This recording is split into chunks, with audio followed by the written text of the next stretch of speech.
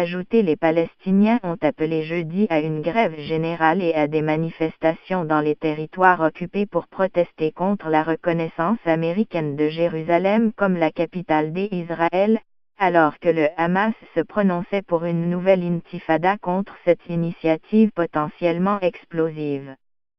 Les dirigeants palestiniens revendiquent Jérusalem est occupée puis annexée par Israël en 1967, comme la capitale de l'État auquel ils aspirent. Israël proclame tout Jérusalem, ouest et est, comme sa capitale éternelle et indivisible.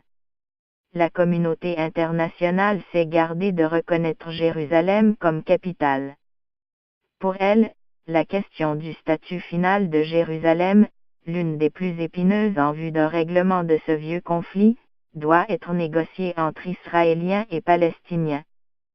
Jeudi, les groupes palestiniens ont appelé à une grève générale dans les territoires et à Jérusalem est, partie palestinienne de la ville annexée et considérée comme occupée par la communauté internationale.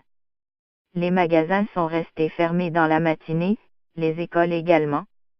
Des manifestations sont prévues à la mi-journée à Ramallah, qui fait office de capitale politique palestinienne, à Bethléem, également en Cisjordanie occupée, et au cours de la journée en différents points de la bande de Gaza, territoire reclus soumis à un rigoureux blocus israélien.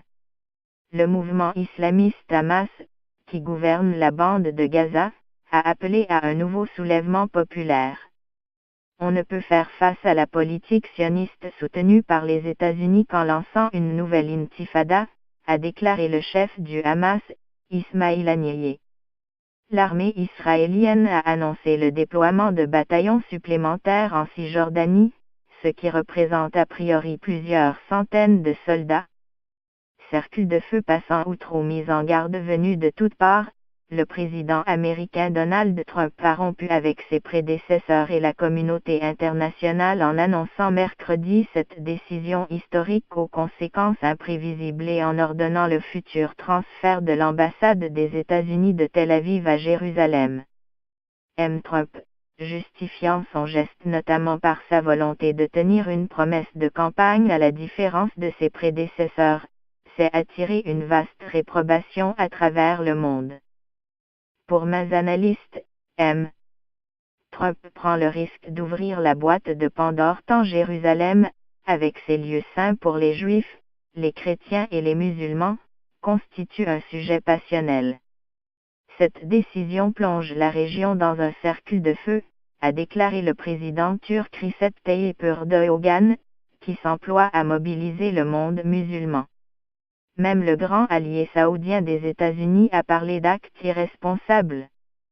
La reconnaissance a provoqué une colère sans précédent depuis longtemps contre les États-Unis chez les dirigeants de l'autorité palestinienne, internationalement reconnue et censée préfigurer un État palestinien indépendant. Le Premier ministre israélien Benjamin Netanyahou a au contraire salué un jour historique mercredi soir. Le président Trump est entré à jamais dans l'histoire de notre capitale, a-t-il renchéri jeudi.